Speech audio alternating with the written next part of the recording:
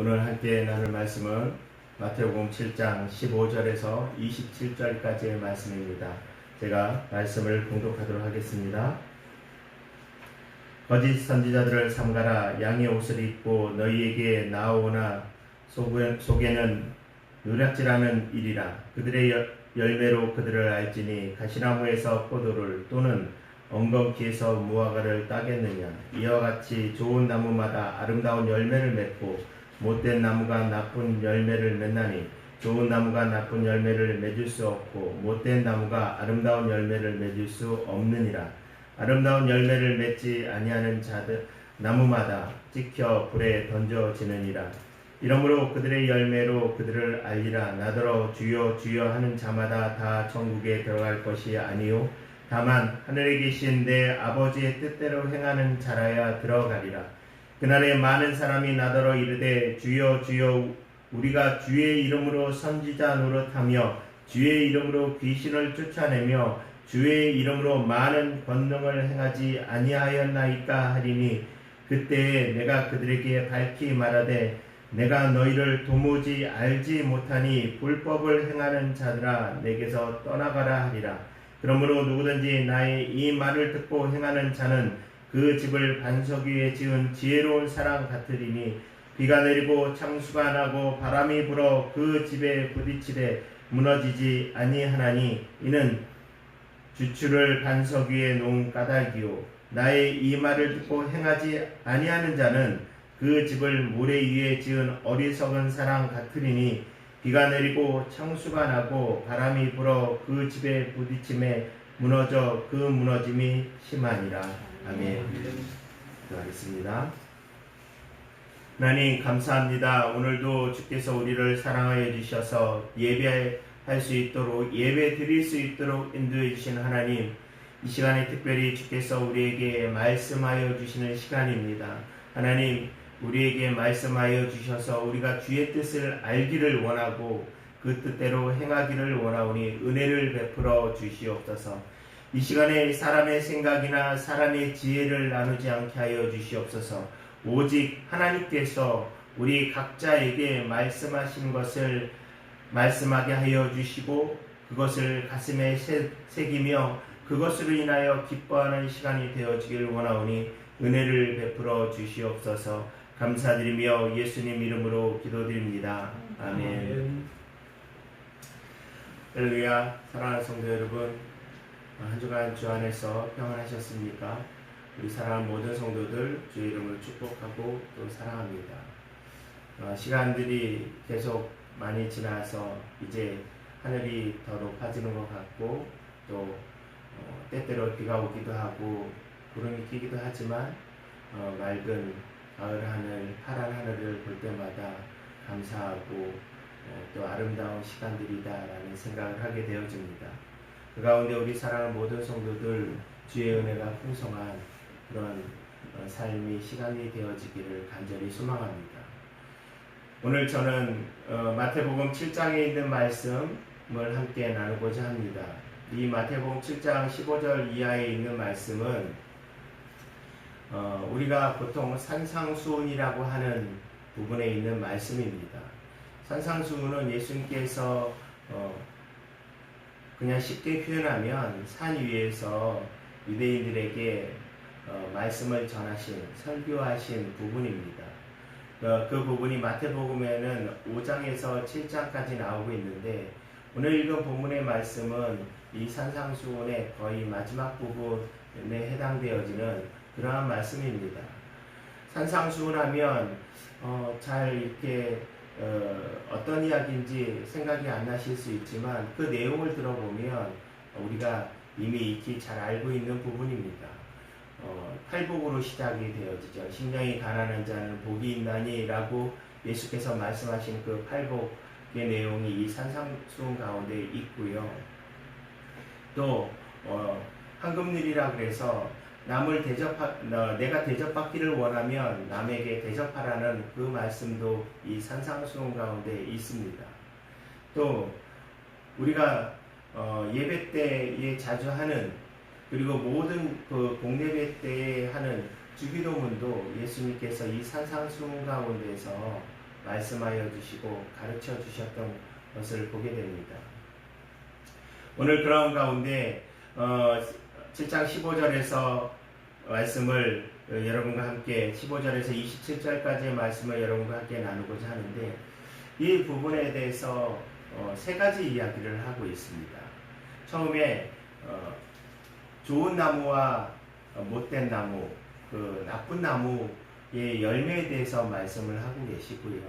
두 번째 말씀하시는 부분이 무엇이냐면 21절에서 23절까지의 내용인데, 천국에 들어가는 사람이 주여 주여 하는 사람이 다 들어가는 것이 아니다 라는 말씀을 하십니다. 그리고 마지막에 이어서 말씀하신 것이 집을 지을 때, 건축할 때에 반석 위에 집을 지어야 된다라는 세 가지 이야기를 말씀을 하십니다. 이 부분이 무엇인지를 우리가 다시 깊이 생각하면 오늘 이 말씀을 통해서 저와 우리 사랑하는 성도들에게 주시는 그 의미를 우리가 알 수 있을 것이다 라는 생각을 합니다. 15절에 먼저 시작할 때에 이런 말씀이 있습니다. 거짓 선지자를 삼가라 라고 하시면서 말씀을 시작하십니다. 거짓 선지자, 먼저 이 선지자가 어떤 역할을 하는 사람들입니까? 선지자는 하나님께서 말씀을 주시면 그 말씀을 이스라엘 백성들에게 가르쳐줬던, 배워냈던 사람이 바로 이 선지자입니다. 그런데 선지자 앞에 어떤 단어가 들어가 있습니까? 거짓이라는 단어가 들어가 있습니다.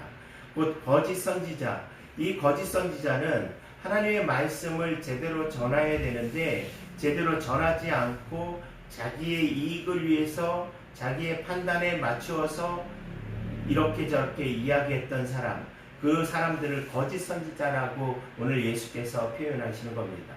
그런데 이 거짓 선지자들은 그냥 단순하게 말씀을 전하는, 당시에는 이제 구약 성경만 있었으니까 구약 성경에 있는 말씀만을 전했던 그런 사람이 아니고, 당시에 이스라엘을 이끌어가던 지도자들이었고 이스라엘을 가르쳤던, 또 방향을 제시했던 그런 사람들, 우리가 그런 사람들을 지도자라고 이야기하지 않습니까?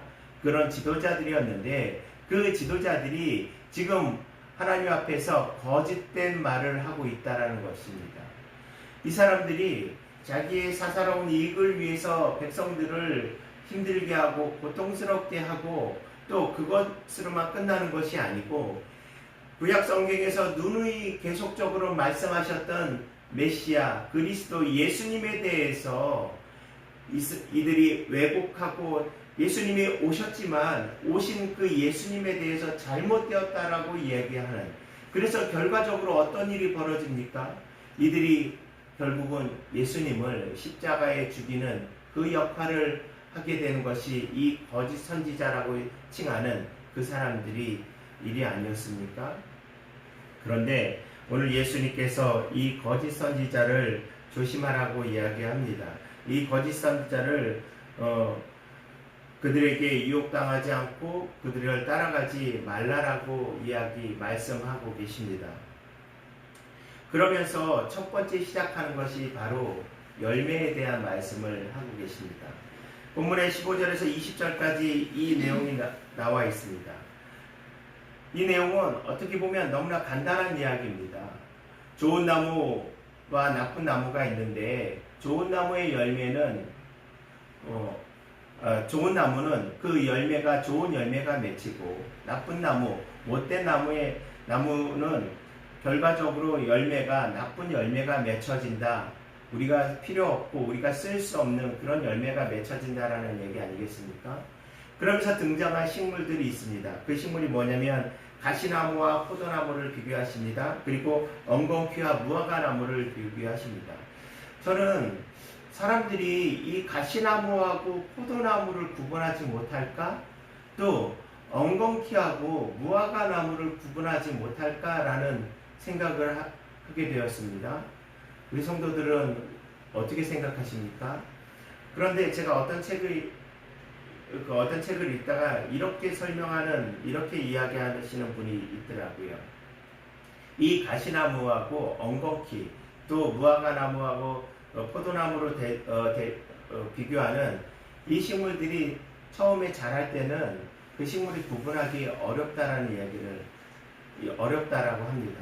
또 그 이 엉겅퀴가 꽃을 필 때 그 나무들 사이에서 이렇게 그 꽃을 피는데 그것이 꼭 무화과나무 꽃과 멀리서 보면 사막에서 보면 그것이 구분되어지기 처음에는 잘 구분이 안 되어지는 부분이 있다라고 그렇게 이야기를 합니다. 뭐 그것에 대해서 동의하실 분도 있고 동의 안 하실 분도 있겠지만 그렇게 표현하는 분이 있습니다. 저는 서울에서 태어나서 사실 농사를 지어보지 않았습니다. 그래서 지방에 내려갈 때 주위에 있는 밭에 있는 식물들 또 산에 있는 나무들을 보면 저 나무가 무슨 나무인지 그 밭에 심겨진 그 작물이 무슨 작물인지 사실 잘 모릅니다. 제가 모르는 이유는 분명하죠. 제가 농부가 아니기 때문에 그것을 키워보지 않았기 때문에 모르는 것 아니겠습니까?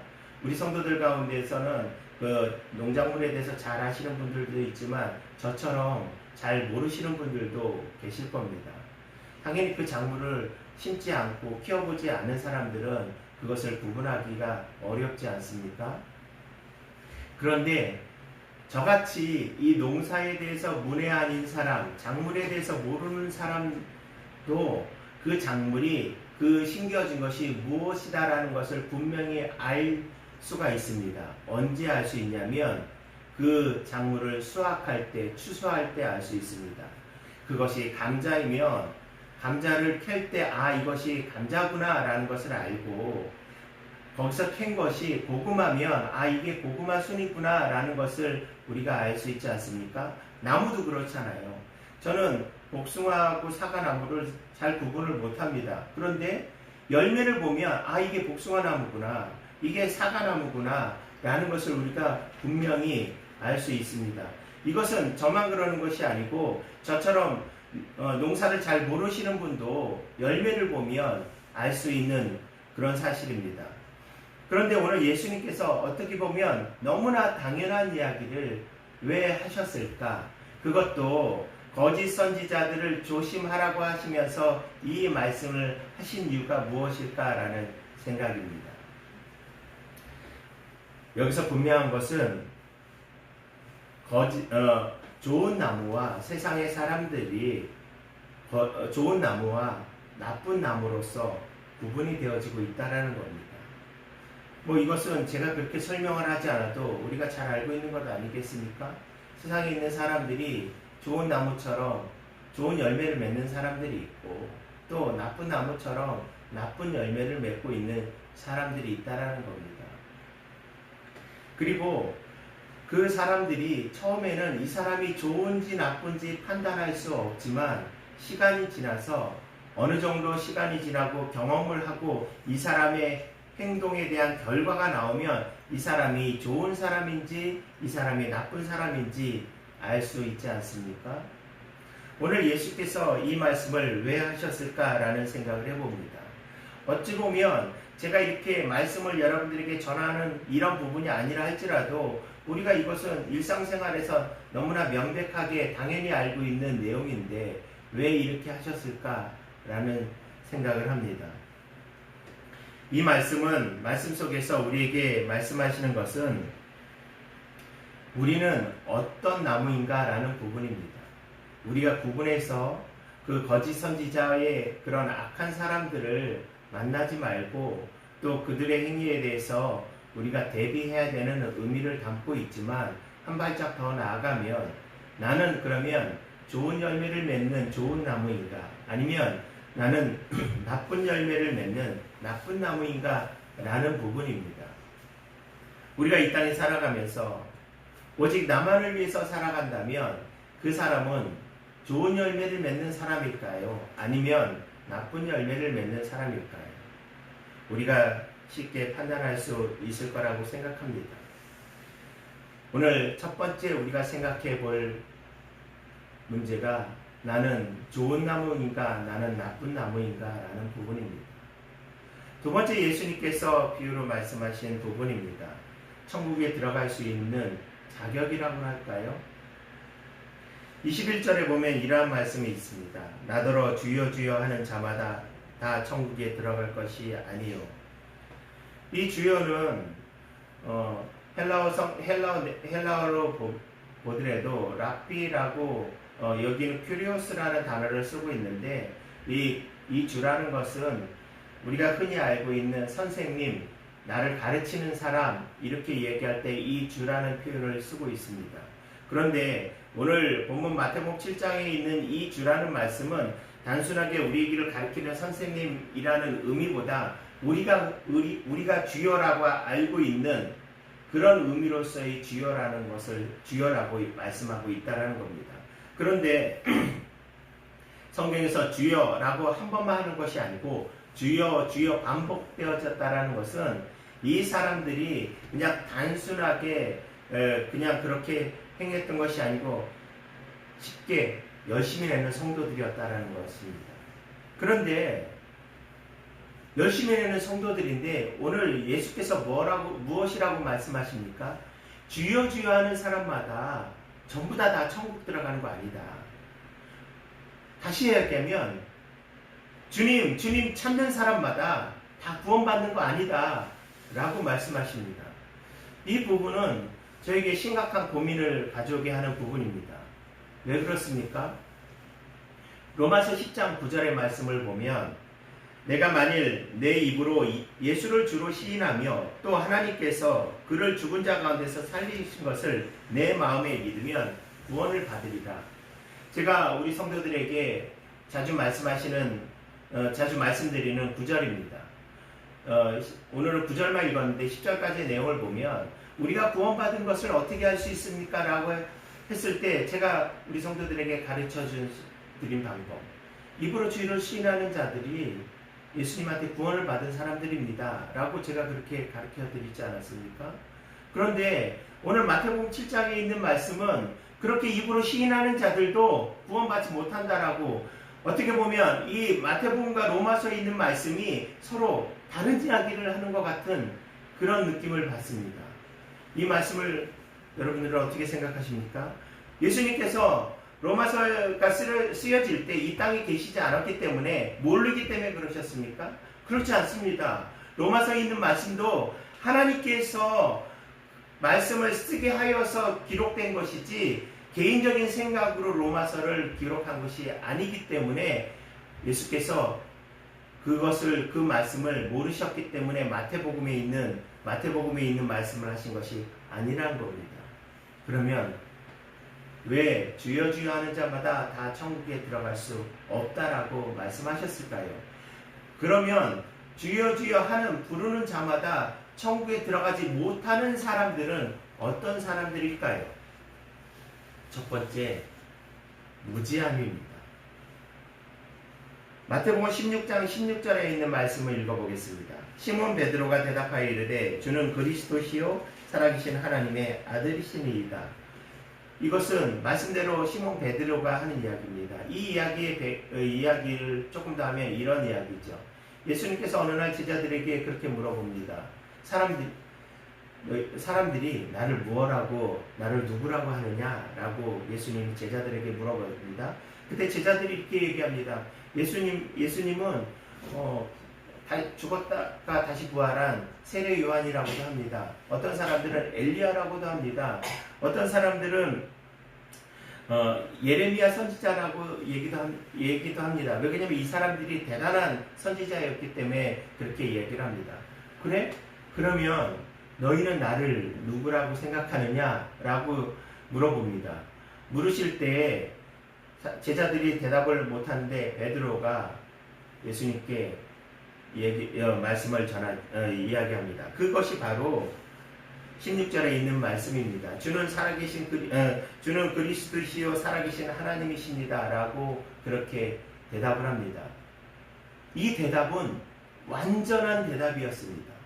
예수님에 대해서 베드로가 완벽하게 예수님을 설명한 것이었습니다.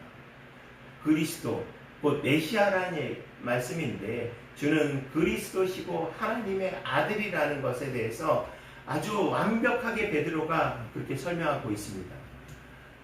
그래서 예수님께서도 그래, 네가 정말 잘했다라고 칭찬해 주시거든요. 그런데 칭찬해 주신 다음에 예수님께서 이제 내가 십자가에서 죽을 것이야 라는 그 죽음에 대해서 말씀하십니다. 그런데 베드로가 그때 가만히 있어야 되는데 그때 또 이야기합니다. 주님 그렇게 하지 마세요 라고 말씀을 드립니다. 예수님께서 베드로에게 뭐라고 하신지 아십니까? 사단아 물러가라 라고 말씀하십니다. 앞에서 바로 칭찬을 받았는데 뒤에서 바로 사탄이라고 그렇게 말씀을 하십니다. 왜 예수님께서 그렇게 말씀하시냐면 예수님께서 이 땅에 오신 목적이 우리를 위해서 우리의 죄를 대속하기 위해서 죽으시러 오셨습니다. 그 죽으시러 오신 방법이 십자가에서 죽으시는 것인데 베드로가 그것을 하지 말라고 하니까 예수님께서 그렇게 말씀하신 겁니다. 이것은 무엇을 말씀드리고자 하냐면 베드로가 앞에서 주는 살아계신 그리스도시요 하나님의 아들이라고 표현했던 그 이야기를 베드로가 과연 그 의미를 알고 이야기했을까? 만약에 그 의미를 알고 이야기했다면 뒤에 예수님께서 그렇게 말씀하신 부분에 대해서 이렇게 반응하지 않았을 겁니다. 결국 베드로는 잘 몰랐던 겁니다. 잘 몰랐는데 예수님하고 계속 따라다니다 보니까 이렇게 말씀하시니까 그냥 그렇게 고백을 하게 된 것입니다. 결국 주여 주여 하는 자라는 의미가 예수님의 의미에 대해서 정말로 본질적인 의미에 대해서 알지 못하고 그렇게 하는 부분이 있다라는 겁니다. 두 번째, 주여 주여 하는 사람 중에서 구원받지 못하는 사람들, 어떤 사람이 있냐면 21절 제가 앞에서 읽었는데 후반절을 보면 다만 하늘에 계신 내 아버지의 뜻대로 행하는 자라야 들어가리라. 여기서 중요한 것이 아버지의 뜻대로 행하는 사람입니다. 아버지의 뜻대로 행해야 되는데 아버지의 뜻이 아닌 자기 주장, 자기 신념, 자기의 생각대로 하는 사람들입니다. 앞서서 제가 말씀을 시작할 때 거짓 선지자라고 말씀을 드렸고 또 주여 주여 하는 자들이 그냥 대충 설렁설렁하게 신앙생활하는 사람이 아니고 열심을 내는 사람이라고 말씀을 드렸는데 이 열심이 누구의 기준이냐라는 겁니다. 누구를 바라보고 그렇게 하고 있느냐라는 부분입니다. 신앙생활을 하는 성도들을 보면 때로는 믿음의 행위가 아닌 믿음의 모습이 아닌 자기의 신념, 자기의 주장대로 신앙생활을 하는 경우들도 보여집니다. 물론 전부 다 그런 건 아닙니다. 그리고 어떤 분이 일방적으로 자기의 신념 속에 살아가고 있지는 않습니다. 그런데 생활 속에서 불쑥불쑥 믿음하고 상관없는 자기의 신념, 자기의 생각대로 하는 부분들도 있습니다.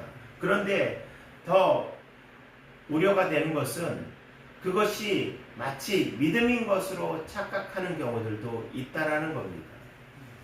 오늘 이들의 행위들, 예수님께서 비판한 거짓 선지자라고 이야기했던 이들이 얼마나 대단했던 사람들인지 아십니까?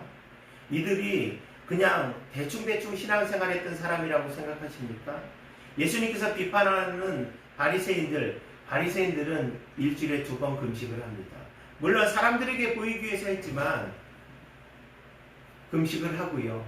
매일 정해진 시간에 성전에 올라가서 기도했습니다. 우리는 누구를 보이기 위해서 그렇게 하고 있습니까? 그리고 이들은 아침부터 시간이 될 때에 계속 말씀을 읽었던 사람들이 이들이었습니다. 예수님께서 서기관들에 대해서 잘못되었다라고 말씀하시죠. 서기관들은 성경을 필사하던 사람들입니다. 이들은 성경을 쓰기 전에 온몸을 정결하기 위해서 목욕을 하고 성경을 필사합니다. 그리고 거기에 하나님이라는 이름이 나오면 다시 목욕을 하고 그 하나님이라는 이름을 한 단어를 씁니다. 또 자기가 그렇게 예전에는 종이에다 쓰는 것이 아닌 가죽에다 썼기 때문에 쓰는 것이 어려운데 거기서 한 글자라도 틀리면 그것을 버리고 다시 시작을 하는 것이 이 서기관들이었습니다. 그런데 우리가 그들의 종교적 행위를 비판할 자격이 있습니까? 그런데 예수님께서 그것에 대해서 말씀하셨다는 겁니다. 왜 말씀하고 계십니까? 우리가 살아가는 부분들이 과연 믿음의 모습으로 우리가 살아가고 있는가라는 부분입니다. 제가 이 말씀을 준비하면서 예전에 이야기했던 어떤 한 사람이 있었습니다. 그 사람이 안타깝게도 이혼을 하였습니다. 이혼을 하였는데 저에게 그런 말을 하더라고요. 제가 결혼하기 전에 하나님 앞에 기도한 것이 있었는데 처음 만난 사람하고 결혼을 하게 해주시고 또 그 안에서 믿음 안에서 아름다운 가정을 이루게 해달라고. 그런데 결과적으로 시간이 지나서 보니까 그 사람이 믿음의 사람이 아니었고 또 나는 이렇게 혼자 있게 되어진 부분, 왜 하나님께서 내 기도를 들어주시지 않고 내가 하나님 앞에 이렇게 기도했는데 왜 그것을 응답해 주시지 않았습니까? 나는 하나님 앞에 그렇게 응답을 받아서 그렇게 행했는데, 그렇게 결혼을 했는데 왜 이 결과가 이렇게 나왔습니까? 라고 그런 이야기를 하더라고요. 우리 성도들은 어떻게 생각하십니까? 저는 그분이 믿음에 대해서 그분이 믿음이다 아니다 라는 것을 논하고 싶지는 않습니다. 다만 그것이 정말 하나님께서 대답하신 부분입니까? 아니면 내가 그렇게 생각했던 부분입니까? 내가 생각한 부분을 하나님의 뜻인 양 착각하고 있는 건 아닙니까? 라는 생각이 들었습니다. 그런데 제가 이 예를 든 이 분뿐만 아니고 저도 마찬가지고 우리 성도들도 신앙생활하는 가운데 이것이 마치 하나님의 뜻인 양이라고 생각하는 그런 부분은 없었습니까? 우리가 믿음으로 당연히 행동해야 됩니다. 그런데 그 믿음이 내 신념, 내 주장, 내 생각, 내가 맞다라고 느껴지는 것을 혹시 오해하거나 착각하고 있지는 않느냐라는 겁니다. 그 오해나 착각의 결과로 이 거짓 선지자들이 예수님을 죽음에 몰아넣었던 것을 우리는 기억을 해야 됩니다. 그런데 그것을 잘 분별하는 것이 그렇게 사실은 쉽지가 않습니다. 그리스도인들이 누가 하나님의 뜻을 거슬리고 그리스도인들, 예수 믿는 사람들이 누가 하나님의 뜻을 반항하면서 살기를 원하는 사람들이 누가 있겠습니까? 그런데 대부분의 경우는 잘 몰라서 그렇게 하는 경우들이 종종 발생한다는 겁니다. 그럼 우리는 하나님의 뜻을 알기 위해서 어떻게 해야 되겠습니까? 그래서 예수님께서 반석 위에 지은 집이라는 것을 말씀하고 계시는 겁니다. 저는 건축을 잘 모릅니다. 그런데 아는 것이 있습니다. 뭐냐면 집을 지을 때 아주 단단한 땅에다 집을 지어야 된다는 것입니다. 혹시 그 땅이 무르면 현대에는 그런 건축 기술이 많이 발전해서 뭐 빔을 받거나 뭐 이렇게 해서 그 집이 흔들리지 않게 그렇게 하지 않습니까? 그런데 그것에 대해서 예수님께서 말씀하시는 겁니다. 집을 지을 때 반석 위에 지어라, 모래 위에 짓지 마라 라고 말씀하시는 거잖아요. 그런데 이것을 건축을 모르는 저도 아는데 당시에 유대인들이 이 사실을 몰랐을까요? 몰랐기 때문에 예수님께서 말씀하셨을까라는 생각을 합니다. 그런데 이스라엘 땅의 모습을 우리는 좀 알아야 됩니다. 이스라엘은 광야입니다. 우리가 흔히 얘기하는 사막입니다. 사막이라는 것은 비가 잘 내리지 않죠. 비가 잘 내리지 않다 보면 그 땅이 모래라 그래도 딱딱하게 굳어집니다. 그래서 어떤 땅은 이것이 모래인지 이것이 바위인지 구분이 잘 안 되는 그런 지형도 있습니다. 그런데 이스라엘의 우기가 우리로 따지면 겨울이 이스라엘은 우기인데 그때 비가 일시적으로 우리가 여름에 홍수가 나듯이 그렇게 비가 내립니다. 그런데 그렇게 비가 내리면 적은 양이지만 짧은 시간이지만 순식간에 내리기 때문에 많은 양이 흐르다 보면 그 있던 모래들이 물을 흠뻑 머금고 우리가 모래가 물을 먹으면 더 부가 풀어지지 않습니까? 그래갖고 땅이 이렇게 지반이 약해지는 경우들도 있습니다. 그런데 그 위에 무거운 집을 지으면 그 땅이 무너질 수밖에 없는 것 아니겠습니까? 이런 일들이 뭐 일어나겠어라고 생각하지만 실제적으로 얼마 전에도 이스라엘에서 요즘에 건축한 건물인데 그 건물 지반이 약해서 무너지는 일이 벌어지곤 합니다. 그러면 2000년 전에는 얼마나 그러하겠습니까? 예수님께서 오늘 이것을 말씀하고 계시는 겁니다. 오늘 그러면 이 반석과 모래에서 볼 때 이 반석은 무엇을 말씀하고 계시는 걸까요? 이 반석 위에 짓는 사람이 앞에서 이야기하는 그렇게 어리석은 행동들을 또 하나님 앞에서 바르지 못하는 행동들을 하지 않는 모습이 되어지는데 이 반석이 무엇이겠느냐라는 겁니다. 바로 말씀입니다. 하나님 말씀으로 말씀 위에 터를 닦으라는 이야기입니다. 그리고 그것을 행하라는 이야기입니다. 그것이 24절에 있는 말씀입니다. 그러므로 누구든지 나의 이 말을 듣고 행하는 자는 그 집을 반석 위에 지은 지혜로운 사람 같으니라 라고 말씀을 하고 계십니다. 사랑하는 성도 여러분, 우리는 말씀을 알아야 됩니다. 그런데 더 중요한 것은 아는 것으로 끝나면 안 됩니다. 그것을 행해야 된다는 겁니다. 행동해야 된다는 겁니다. 내가 어린아이도 아닌데 예배를 내가 알아서 하면 되지. 내가 어린아이도 아닌데 기도를 내가 알아서 하면 되지. 내가 어린아이도 아니고 신앙생활 1, 2년 한 것도 아닌데 봉사도 내가 알아서 하면 되지. 맞습니다. 우리 성도들은 신앙생활도 오래 하셨고 잘 알고 계시기 때문에 잘 판단하여서 하실 줄 압니다. 그런데 이 이야기를 우리의 삶 속에서 대비해서 이야기 한번 해보겠습니다. 우리가 자녀를 키울 때 우리 아이가 유치원 다니거나 아니면 초등학교 다니는 아이가 부모인 우리에게 엄마 내가 바보야? 내가 애들이야? 내가 알아서 해 라고 그렇게 이야기한다면 부모된 우리 입장에서 어떤 생각이 들어지십니까? 우리가 자녀를 키울 때 그런 이야기를 들을 때 여러분들은 어떤 생각이 드셨습니까?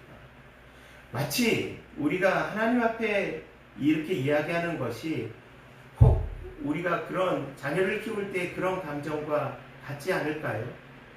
그렇다면 우리는 어떻게 해야 되겠습니까?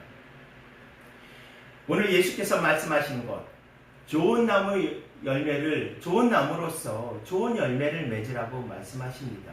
누구나 다 좋은 열매 맺기를 원합니다. 누구나 다 하나님 앞에 칭찬받고 인정받기를 원합니다.